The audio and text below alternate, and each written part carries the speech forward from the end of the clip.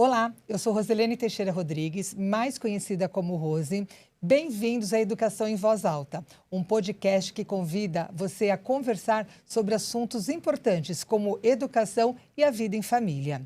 Com mais de 30 anos de experiência lidando com alunos de 0 a 17 anos, acompanhando a formação deles, liderando equipes, ajudando também a construção e a formação dessas equipes, me sinto hoje preparada para convidar outros especialistas no assunto para falarmos de temas tão importantes como educação, saúde emocional, comportamento, limite, infância, adolescência, tecnologia, enfim. São vários episódios que eu quero que você construa junto comigo todos esses temas. Sempre com empatia, escutativa, uma linguagem próxima, clara e acolhedora, convido vocês, mães, pais, alunos, todos os profissionais da educação e todos aqueles que acreditam no poder transformador da educação.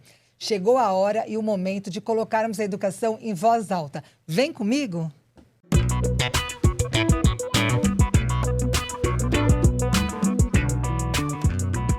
E para o nosso primeiro episódio, nós vamos falar sobre adolescência. Como cuidar, apoiar, preparar estes jovens de 11 a 17 anos. Qual é o papel da família? Qual é o papel da escola?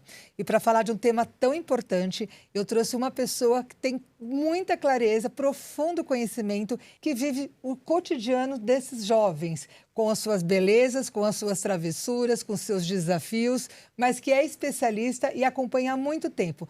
Nossa querida diretora Ana Paula Nascimento. Obrigada, Rose. É um grande prazer estar aqui, poder falar sobre adolescência, que realmente é o meu dia a dia e que me traz muitos desafios, mas muitas alegrias e satisfação também.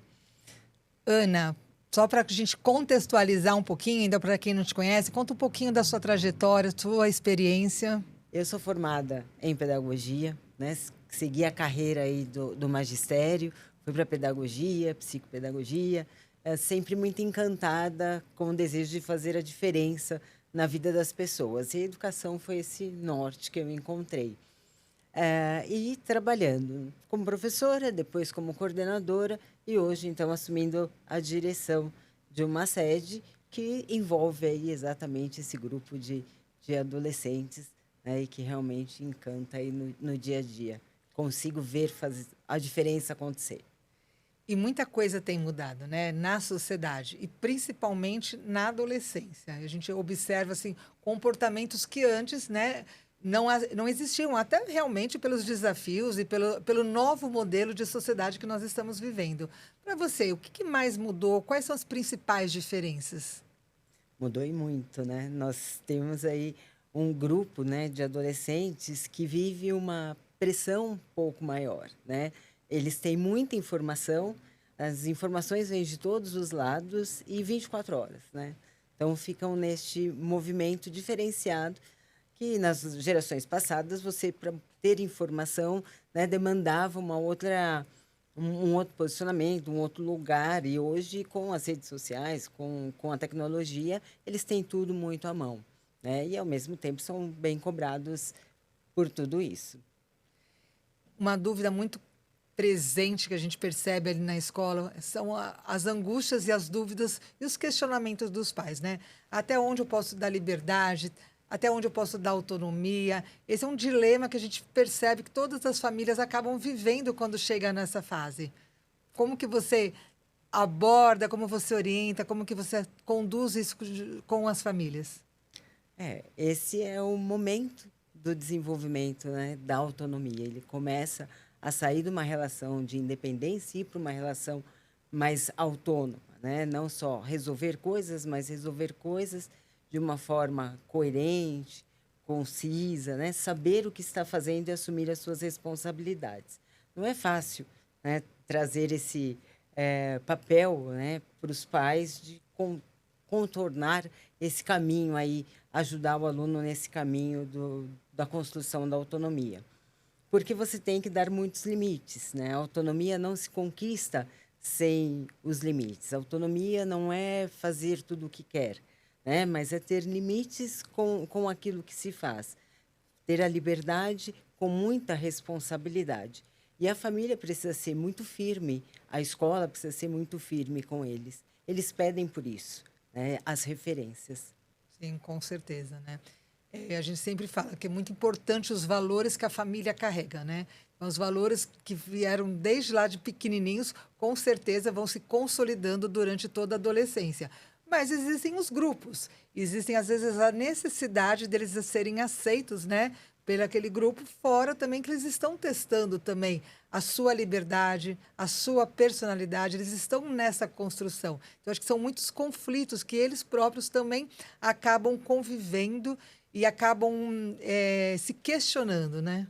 E o dia a dia deles é pautado, né, em conflitos, porque são muitas escolhas, muitas decisões que eles têm que tomar e são cobrados realmente por isso, o tempo todo, né, em fazer parte de um grupo e como esse grupo o acolhe, como ele se coloca na sociedade. E essa cobrança é muito grande. Não podemos também ignorar os dados alarmantes que nós temos visto de muitos jovens adolescentes com muitas crises de ansiedade, muitos pela pressão, né, da própria faixa etária, outras a gente sabe que existem algumas questões aí também tecnológicas que acabam influenciando tudo isso. Como que você está acompanhando e lidando com essas questões emocionais desses adolescentes? Hoje a tecnologia ajudou muito, né, a desencadear a ansiedade, a depressão nos nossos adolescentes, porque ela faz com que eles fiquem o tempo todo atentos no que está acontecendo no mundo e querendo ser, né, o que está ali no mundo. Um adolescente, quando ele entra num grupo do WhatsApp, ele acompanha 24 horas o que acontece naquele grupo. Diferente da nossa época, que quando você tinha um conflito, você tinha um conflito na escola, você saía da escola, tinha um distanciamento daquele problema, passava ali a 24 horas para depois retornar, falar de novo com esse colega ou com o próprio, né, com as pessoas envolvidas ali no conflito. E hoje isso não acontece mais. O conflito que acontece dentro da escola ou qualquer em outros, né, situações, ele continua, porque as redes sociais, principalmente a rede social de comunicação, faz com que os adolescentes não se desliguem, não se distanciem das coisas para poder pensar, refletir e olhar o problema de uma outra forma, o conflito de uma outra forma. As redes sociais, a tecnologia, ajudou essa ansiedade porque você está sempre na espera de uma resolução, na espera de um comentário que possa vir a ter, né? E essa questão do quanto eu consigo ser, né? Não só na questão da comunicação, mas o quanto eu consigo ser aquilo que eu vejo nas redes sociais. Isso também gera uma depressão. Se você olhar, né, em pesquisas, 15 minutos ali de Instagram pode levar um adolescente a uma angústia, e que depois, consequentemente, aí não tratado, acontece aí uma depressão. Mas por que uma angústia?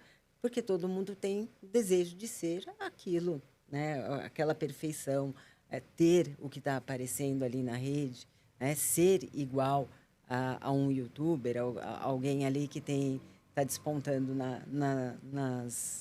nas telas ali. Então, essa cobrança é uma cobrança que vem do próprio adolescente, né? Querer fazer parte e querer ser, às vezes, o que não é, né? E você acha que também um dos grandes fatores também é a questão da escolha profissional, os vestibulares, as notas, porque hoje isso tem cada vez mais se intensificado, né? E parece que às vezes existe uma pressão maior, né, do que realmente precisava ser, né? Isso de uma forma geral. Você acha que isso também tem contribuído bastante ou você percebe que os adolescentes hoje estão conseguindo lidar melhor com essa pressão? Não, eu acho que essa pressão vai existir, né? Enquanto for um mecanismo de entrada, né, nas universidades, tem um vestibular que vai acontecer, né? Então, enquanto a educação permanecer neste formato, o estudante vai se perguntar, né? E vão sempre questionar a ele o que ele quer fazer, qual universidade ele vai entrar. Isso gera uma atenção e cada vez mais cedo nós fazemos isso, né? Hoje nós tratamos já de alunos com nono ano, o que ele espera? Qual é a possibilidade de estudo no ensino superior? Qual é o caminho que ele vai traçar? Então, você, além de tudo, antecipa uma pressão que normalmente ficava lá no final do ensino médio. E hoje não mais. Hoje você fala isso o tempo todo. Fala a escola, cobra a família, os amigos. Qual é o adolescente que está no ensino médio e não ouviu a pergunta: qual é a sua profissão? Qual é a sua escolha? Né? Qual vestibular? Fora a pressão mesmo de passar nos melhores, né? De ter o sucesso, de passar nas melhores universidades, sejam elas públicas ou privadas. Isso acontece, né? É uma pressão E que... antigamente existiam menos cursos, né? Então talvez as escolhas pareciam que estavam mais claras. E muitas das vezes seguiam até a profissão dos seus pais, né? Da sua Sim. família.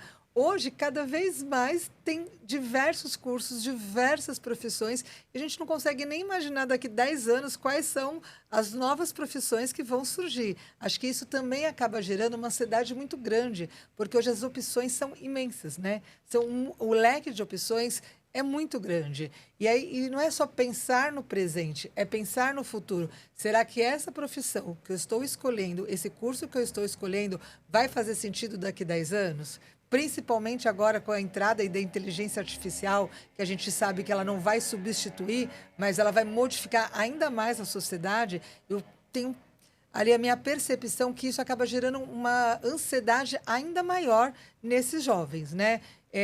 Porque não é só escolher o hoje, é o escolher o hoje, porque antes o futuro era um pouquinho mais previsível. Hoje não. Hoje está muito a curto prazo, né? Então a gente não sabe o que vai acontecer daqui 5 anos com essa Exato. entrada, por exemplo, da inteligência artificial, que em um ano já revolucionou muito, né? Então imagina mais para frente. Na nossa época, ou alguns anos atrás, se falava em 50 opções aí de carreiras. Hoje você fala em quase 250, 300 opções. E quanto maior o leque, maior o número de dúvidas sobre o que fazer e qual o caminho. E a tecnologia aí entra a questão da inteligência artificial, isso vai ampliar para muitos mais cursos no nível superior, né? Muito mais possibilidades. Então, só vai aumentar esse leque.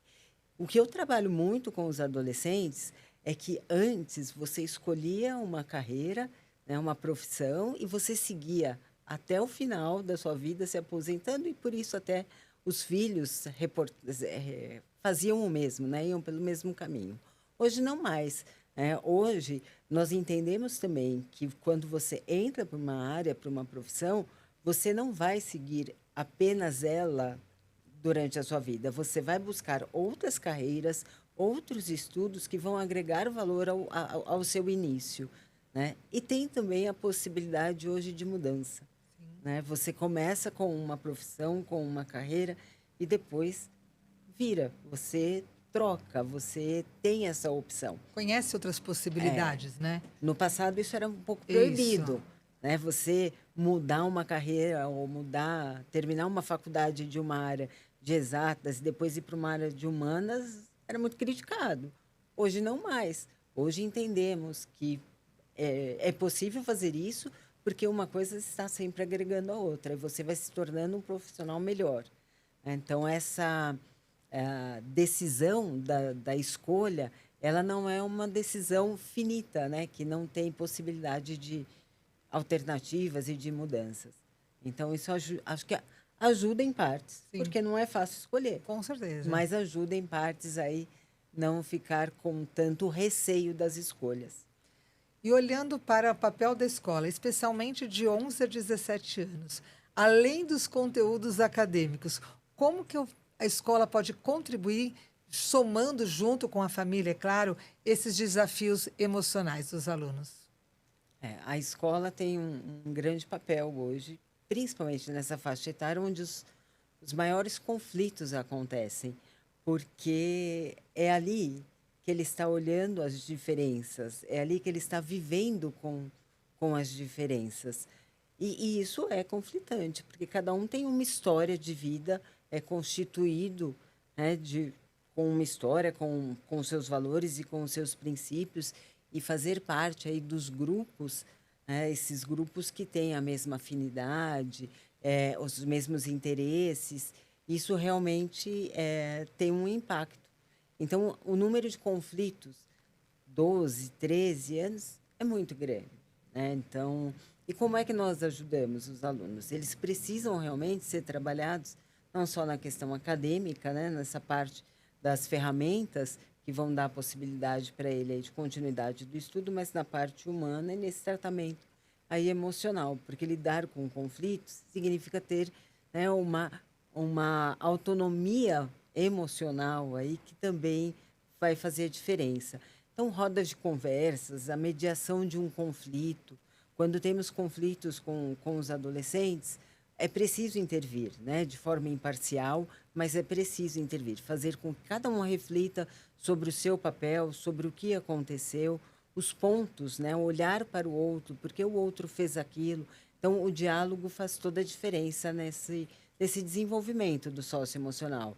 E quando você coloca isso dentro da escola, você coloca numa relação, às vezes de um conflito, de um trabalho que eles fazem em grupo, ou mesmo de um conflito de opiniões num debate, que não fica só no debate, né? E entra nas questões pessoais.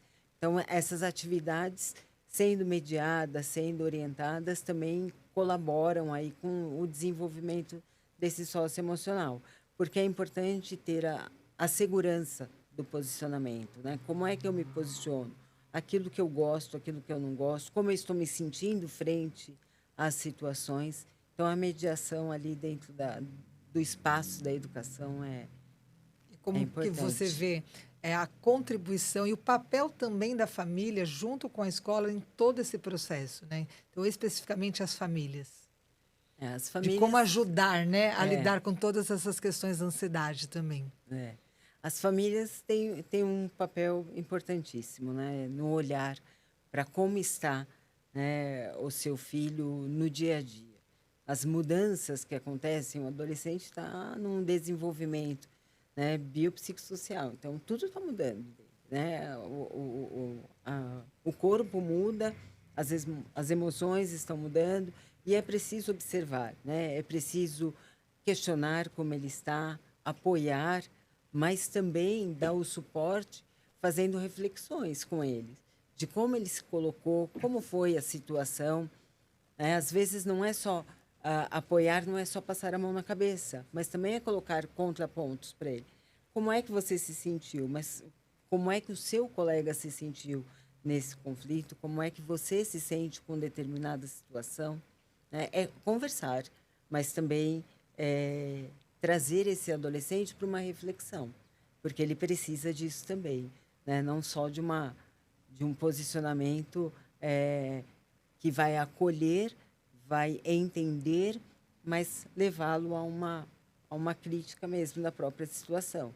E isso faz com que ele vá aprendendo a lidar com a emoção, com as ferramentas dele, com os sentimentos dele diante das situações. O adolescente ele é muito impulsivo. Então, quando você tem um conflito ou tem uma dificuldade, é na impulsividade que normalmente ele vai responder. Então, ele vai ficar muito ou ansioso demais por uma situação, ou nervoso demais, ou irritado demais. E o nosso papel, e o papel da família principalmente, é trazer ele para perto, né? Então, isso está te irritando. Como é que a gente pode resolver? Quais são as situações? Como é que a gente pode lidar melhor com essa situação? Então, a conversa também é fundamental.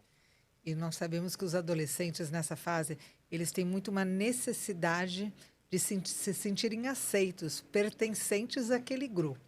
E, ao mesmo tempo, quando isso às vezes não acontece, ele se sente excluído, vem um sentimento de frustração muito grande, né? E como que trabalhar com essa cultura do cancelamento, porque hoje às vezes qualquer fala ou qualquer post que você faz já é cancelado, né? E aí acabam gerando até situações de bullying, cyberbullying. Como trabalhar com tudo isso? Não é fácil, Não é fácil, não com é fácil, certeza. porque as questões aparecem por todos os lados, né? Essa questão do pertencimento, todo mundo quer pertencer a algum lugar, né? A algum grupo. Isso na adolescência fica um pouco mais difícil porque eu preciso encontrar quem são os meus pares primeiro. Né? Se vocês olham um grupo de adolescentes, você vê que tem adolescentes que têm diferentes desejos e eles vão se organizando com esses desejos, gostos e interesses. Então, nem sempre o aluno consegue, com facilidade, fazer parte de algum grupo. Mas, normalmente, ele faz de tudo para fazer parte de um grupo. E, quando ele faz isso, é um pouco aí que ele se perde, né? Porque ele deixa de ser ele mesmo para fazer parte daquele grupo. E a importância também de dizer, né, que as relações que nós temos que construir são relações saudáveis e não uma relação naquele grupo por ser de um grupo, né, mais popular da escola, né, ou por ser ou fazer algo que não é da minha natureza para fazer parte desse grupo. Isso não é saudável. Então, a conversa também precisa ser muito ciente disso, né? Precisa trazer muita consciência para o aluno para os filhos e para os adolescentes dessa relação, né? Porque nós vemos adolescentes que ficam em grupos que eles nitidamente não pertencem, mas se mantêm ali para ter esse conforto, né? Essa sensação de pertencimento. Mas é fundamental colocar que não deve ser as coisas dessa natureza, né? De uma forma imperativa, mais agressiva, porque nós vemos que alunos se submetem, né? Às vezes um adolescente se submete ao outro só para se manter naquele grupo. E isso não é saudável e é sempre importante retomar e resgatar. E os casos de bullying? O que mais tem aparecido? Quais são os principais conflitos que acabam acontecendo dentro ali da instituição? Depois eu vou te perguntar fora também. O que acaba acontecendo fora e que acaba caindo, né, dentro ali do colo da instituição também para ajudar a resolver. Dentro da instituição, são as diferenças que incomodam. Né? O lidar com a diferença é difícil. Então, em algumas situações, se nós não cuidamos, pode se tornar, sim, uma situação de bullying, porque o outro não tem a empatia ou se queixa, né, de um colega.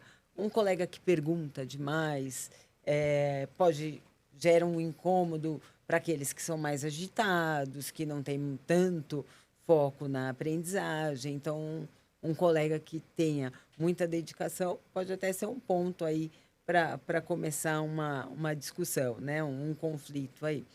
Mas são situações que você vai identificando e trabalhando para não ter, né, maiores consequências, para não ter resultados ruins. Então, fazendo sempre essa intervenção de que o espaço é coletivo, o espaço é de todos, né? E temos que respeitar as diferenças. Esse é um ponto-chave, né? O respeito Sim. ao outro. Isso que evita e faz com que o bullying não aconteça. Cada um é um, se constitui de uma forma e eu não posso ficar julgando o outro o tempo todo, né? Dizendo, ele fala daquele jeito, ou ele faz daquele jeito, eu não gosto daquele jeito. Né? E fora, assim, os conflitos que acabam acontecendo fora também da escola, acabam repercutindo na escola. E, na maioria, todos estão ali mais focados nos relacionamentos, né? Sem dúvida. E o que mais acontece são pelos conflitos ali nas redes sociais, né? Nos comentários, ou mesmo uma rede de comunicação.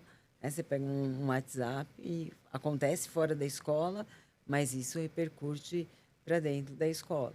E são os relacionamentos, são as amizades que se rompem porque está mais próximo de uma pessoa do que de outra. Antes era um grupo, e aí alguém começa a ter mais confidências com o outro, já vira aí um problema no relacionamento do grupo, e aí chega, né, a desmanchar ali as amizades e as relações, e por pouca coisa.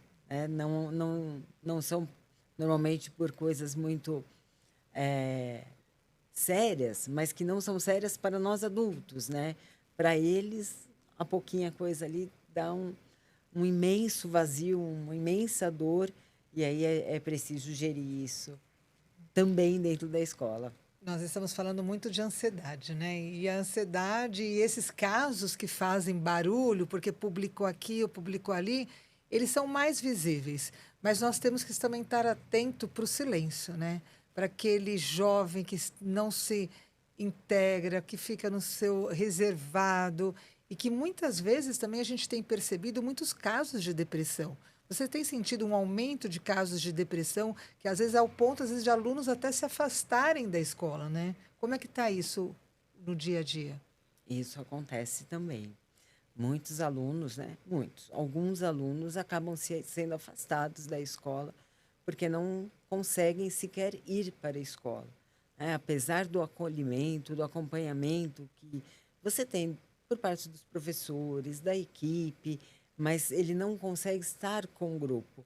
Ele quer ficar sozinho, isolado, para realmente não ter esses conflitos, né? Não gerar mais conflitos ainda. E a depressão, ela comete aí um número muito grande de alunos, né?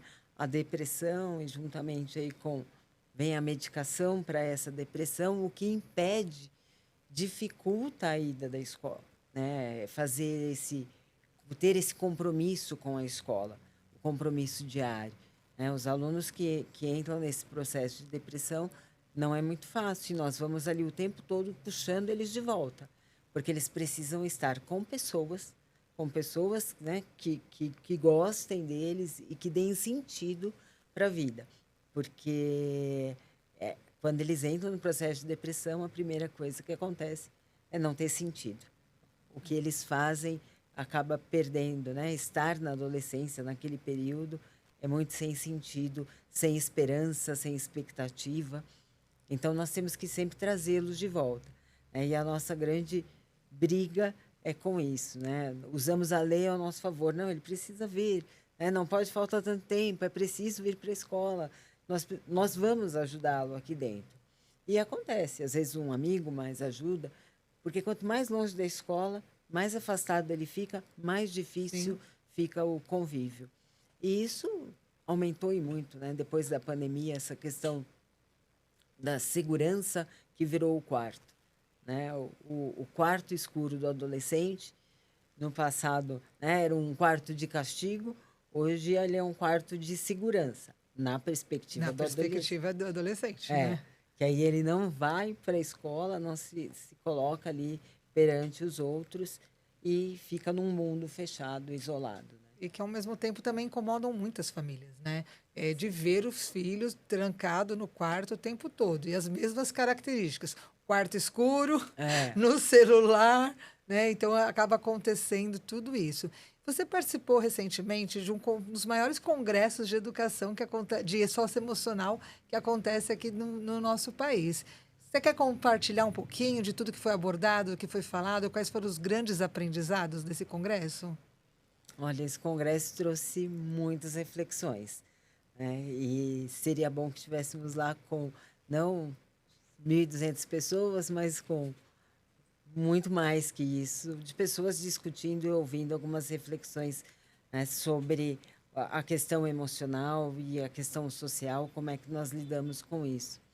É uma fala que teve muito forte lá e que ficou para mim é que a escola, né, é um dos ambientes, né, o último ambiente antes da barbárie. Então, é o lugar onde a gente tem para desenvolver as habilidades emocionais desses alunos, viver algumas experiências de troca, de conflito, de aprendizagem, né, de satisfação, mas também de frustração.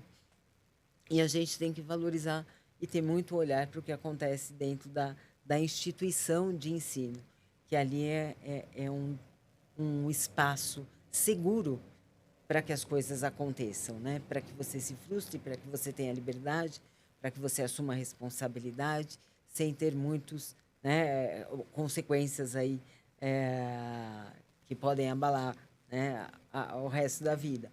Então, é um ambiente seguro, este é um ponto. A questão do psicólogo, né, do Jonathan, que trouxe, que escreveu um livro aí sobre a ansiedade, na geração ansiosa, né? Falando aí da ansiedade, principalmente na adolescência, E ele trouxe ali os 4 pontos que nós temos que nos preocupar, e que ainda bem algum deles nós já estamos em alerta, né? Um deles é a proibição do celular nas escolas, que isso vai ajudar a termos aí uma geração menos ansiosa para as próximas, porque realmente o celular agora, esse controle sobre as telas, vai fazer diferença, né, nos sentimentos e como as pessoas lidam com as questões do dia a dia. Então, este foi um ponto importante e que, inclusive, ele parabenizou, né, o Brasil, parabenizou aí o Brasil por essa né? decisão legal, né, de impedir o celular nas escolas. O uso do celular, né, ter o celular só aos 14 anos, foi um outro ponto que ele abordou, e que realmente faz toda a diferença, porque se você for olhar o desenvolvimento fisiológico, biológico do adolescente, aos 14, 15 anos, é que ele está preparado, né, começando a ter consciência do que ele faz. O que é certo, o que é errado, ele sabe, mas ter uma consciência maior do que ele faz. Então, só aos 14 anos, você entregar um celular Que é um grande para um desafio, né? adolescente, É que é muito. um desafio e superar isso, né? E ter essa conduta firme aí que vem da família, não vai ser uma tarefa Não, com tranquila, certeza. mas eu tenho certeza que conseguem. E redes sociais só depois dos 16.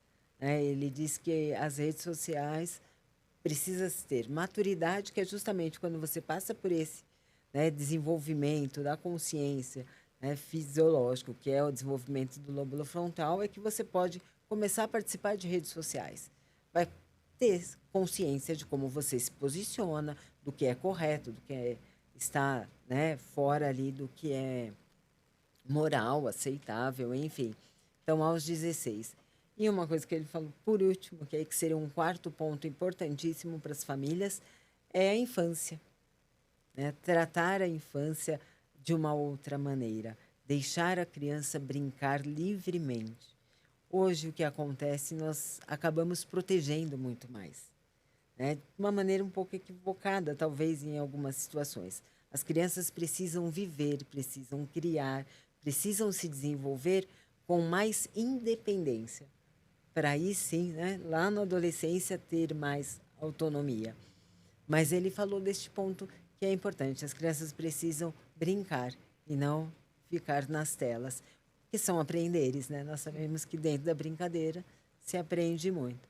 E estes foram os 4 pontos que ele trouxe, que eu achei que são importantes, né, dentro do contexto da educação e da formação realmente da sociedade, né, de como ela está caminhando. Sim, muito enriquecedor, né? O livro dele é muito bom, né? Geração Ansiosa, muito bom.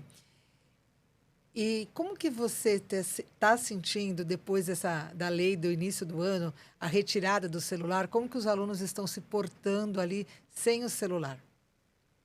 Durante o período escolar. Porque a gente sabe que eles saindo dali, eles já Saindo pegam. dali, Mas passaram o ali, no portão. ambiente da escola, né? Nos espaços, como eles estão se portando na hora do intervalo, né? Nessas horas de convívio, que eles estão sem o celular. Eles estão conversando, né, durante o período. Eles conversam mais, se conhecem melhor, né? Porque normalmente eles se conhecem através das telas, né, das conversas. E agora não mais. Eles têm oportunidade de conversar, de fazer uma escuta realmente do que o outro está falando, né? Porque o que acontecia antes? Ele estava no celular e alguém podia estar aqui falando com ele. E essa coisa do fazer as coisas, né, ao mesmo tempo, mas o quanto ele estava realmente entendendo ou participando daquilo que o outro contava. Hoje não. Hoje eles têm uma atenção total quando eles estão conversando, e isso é um ponto importante. E os próprios alunos disseram isso. Nós sentimos um movimento maior de tranquilidade nesses espaços de convívio, a sala de aula. Existe maior atenção por parte dos alunos, sem dúvida. Os alunos hoje têm um cuidado, né, maior com o que eles estão fazendo dentro do espaço, quando até usam o Chrome como um instrumento ali para aprendizagem, que os professores usam a tecnologia, eles sabem que tem que usar só dentro dos limites, né? Que são as abas ali que os professores pedem para eles usarem, que não é para ficar nos intervalos de aula com o Chrome aberto ou numa outra aula que o professor não solicitou o Chrome, abrir o Chrome, porque também é um outro recurso, né? Eles são muito espertos. Então, quando você abre ali o Wi-Fi, você vê quantos alunos estão no Wi-Fi. Só que eles não estão no celular e a gente tem um cuidado com isso. Eles vão manobrando. Sim. Eles abrem o WhatsApp ou alguma rede social ali, né, no Chromebook, nos computadores. Mas eles estão diminuindo, né, esse movimento. Porque nós vamos lidando com isso também. O computador ou o Chrome só na hora que o professor solicita. Quando o professor não solicita, não tem por que, né, estar ali com o computador. Então, isso facilitou. E uma coisa que você falou do congresso, que eu acho que vale a pena até trazer com essa questão da tecnologia, participei também de uma mesa que tinha pediatra, uma juíza, e teve uma fala que foi muito interessante. As pessoas têm muito receio de pegar no celular dos filhos, porque dizem que vão invadir a privacidade deles.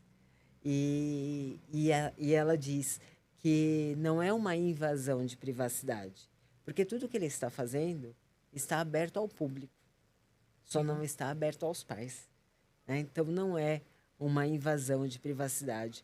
E a gente tem, sim, que acompanhar, que olhar.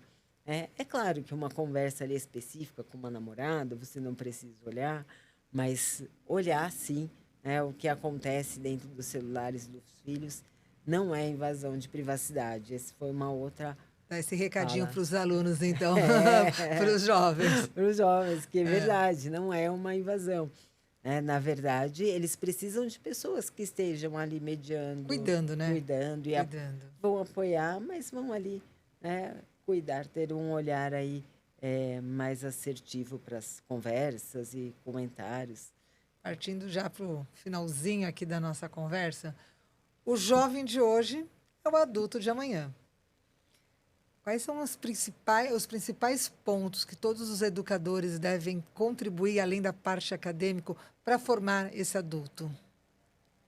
As questões realmente socioemocionais, né? Nós temos que dar essa oportunidade, desenvolver e dar todas as ferramentas possíveis para os nossos alunos, tanto na parte acadêmica quanto na questão socioemocional. Então, ensinar ali, né, trabalhar com atitudes de perseverança, de otimismo, de frustração no seu dia a dia, no desenvolvimento ali de suas habilidades, é fundamental.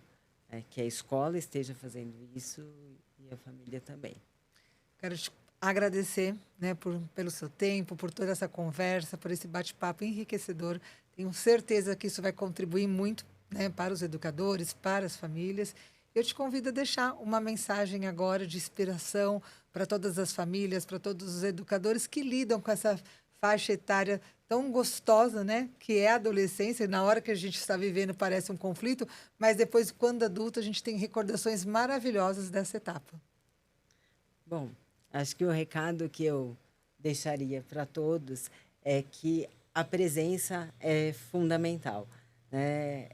O adolescente precisa de uma presença. Ele precisa de alguém que o apoie, de alguém que o encoraje e de alguém que seja firme, que mostre quais são os caminhos, né, das situações. Então, a presença ali faz toda a diferença. Estar presente, né, conhecer seu filho, sua filha, conhecer esse adolescente, perguntar como ele está, o que ele deseja, quais são os sonhos, ter esse tipo de conversa e se fazer ali como um apoio que vai sustentar aí tudo isso. Que é a nossa responsabilidade, né? Não só dos pais, mas da escola, dos educadores, de todos que convivem ali com os adolescentes. Ana, muito obrigada por toda essa contribuição. E eu convido vocês que assistiram esse podcast, que se identificaram com esse conteúdo, a compartilharem todo esse episódio com outros pais, outros colegas que também têm o mesmo interesse, que é o tema adolescência. Foi muito bom estar com vocês nessa estreia, nesse primeiro episódio, e eu espero por você no próximo Educação em Voz Alta.